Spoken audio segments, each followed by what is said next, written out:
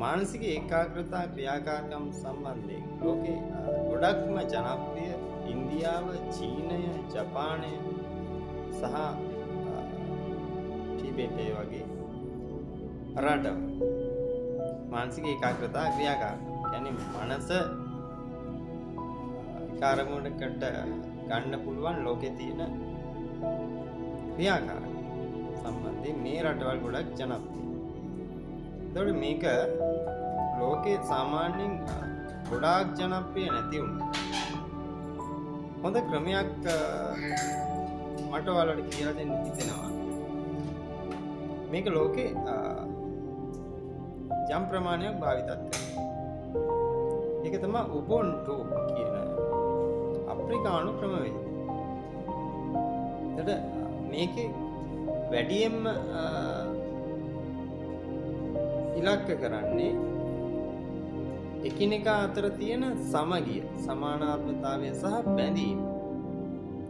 මම සහ සමාජය අතර තියෙන බැඳීම මොන වගේද කියලා. ඒක තමයි ගොඩාක් මේකේ ඉලක්ක කරන්නේ. කියන්නේ බැඳීම වැඩි කරගන්න ක්‍රියාකාරක.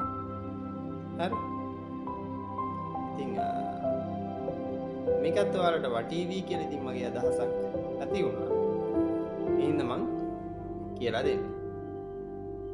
මේ කරන්න තියෙන්නේ හැම භාවනා කියන්නේ හැම මානසික අභ්‍යාසයකම අපි යන්න ඕන අපේ නිර්වෘල් මනසක් පවත්වා ගන්න පුළුවන් ස්ථානය.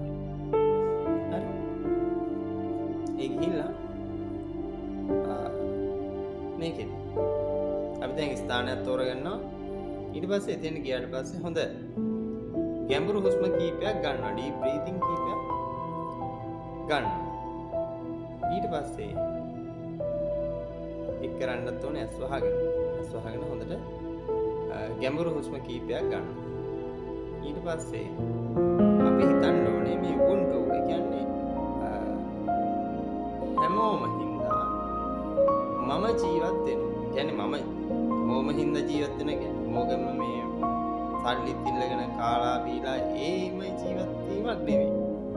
මේ හැම දෙනාගේම තියෙන ශක්තිය නිසා මමත් මේ ලෝකේ ජීවත් වෙනවා කියන හැඟීම තියෙනවා. එතකොට කවදාවත් මට දැනෙන්නේ නැහැ ආත්මార్థකාමී හැඟීම. මම තමයි ඉන්න ඕනේ මේ කවුරුත් ඕනේ නැහැ කියන හැඟීම එහෙම ඇති වෙන්නේ නැහැ. ඉතින් ඒක වර්ධනය කරන ක්‍රමවේද තමයි එකක් අපි නිදහස් පහසු නිරවුල් ස්ථානයක් තෝරගන්න ඕනේ. ඊට පස්සේ අපි ගිහිල්ලා ඇස් වහගෙන ඩීප් බ්‍රීතිං, ඒ කියන්නේ ගැඹුරු හුස්ම කීපයක් ගන්න ඕනේ. ඊට පස්සේ විශේෂයෙන්ම මේක හිතන්න ඕනේ දෙයක් තමයි අපේ පවුල, අපේ යාළුවෝ සහ අපි මම කියලා ගත්තොත් එහෙනම් මම ඉන්න පරිසරය, සමාජය ගැන නිතර දයානුකම්පිත හැඟීමකින් දකින්න ඕනේ. ඒ හැඟීම තමන්ගේ සිත තුළ වැඩි කරගන්න. හරි.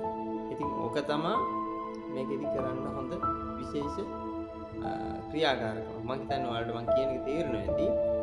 නිදහස් නිරවුල් ස්ථානයක් තෝරා ගන්නවා. ගිහිලා හුස්ම කීපයක් ගන්නවා හොඳට. මේකෙදි ඉරියව්ව ගැටලුවක් නෑ. සාමාන්‍යයෙන් Tamanට පහසු ඉරියව්වක් භාවිතා කරන්න පුළුවන්. ගැඹුරු හුස්ම කීපයක් අරගෙන ඉවරලා දැන් හිතන්න පටන් ගන්නවා පවුල සහ මගේ සමාජය, මගේ මිත්‍රයෝ.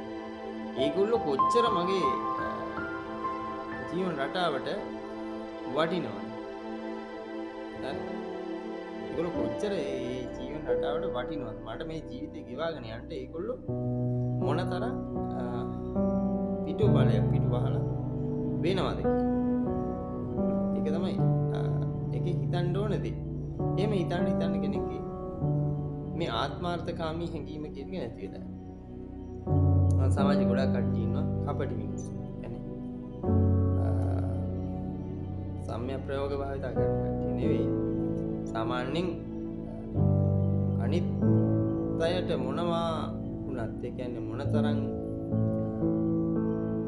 නරක අවැඩදායී දෙයක් වුණත් මගේ කාර්ය සහ මගේ අවශ්‍යතාවය ඉෂ්ට වෙනවා නම් හොඳයි කියලා හිතන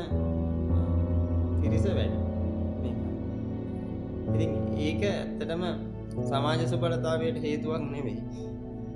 ඒක මේ ධර්මානුකූලව ගත්තත් ඒත් එහෙමයි. හරි. ඒ කෙටි කාලයෙන් සතුටට පමණක් හොඳයි. නමුත් ඉතින් මේ වගේ දේවල් දිගට කරගෙන යන්න අපහසුයි. සාගැලපෙන්නේ නැහැ. ඕනම ඔය වගේ දේවල් වල ඉදිරියක් දිගුවක්. ඉතින් හින්දා මම මේ උබුන්ටු කියන ක්‍රමවේදයේ ලෝකෙ ජනප්‍රිය ක්‍රමයක්. මේකේ දැන් මෙහෙම භාවිතා කරන්න පුළුවන්. නිදහසේ ස්ථානයකට යනවා. අස්වහගෙන ගැඹුරු හුස්ම කීපයක් ගන්නවා.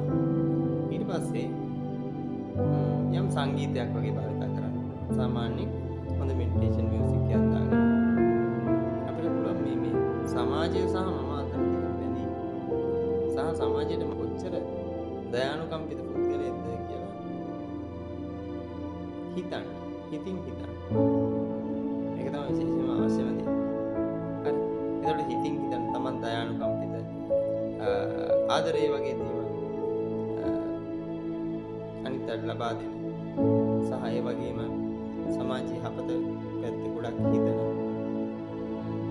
පුද්ගලයෙක් ඇත්තටම ස්වභාව ධර්මයේ වුණත් අපිට හොඳ දේවල් ලබා දෙනවා. ඒක තමයි අද මම කියන්නේ ඕනම කාරණේ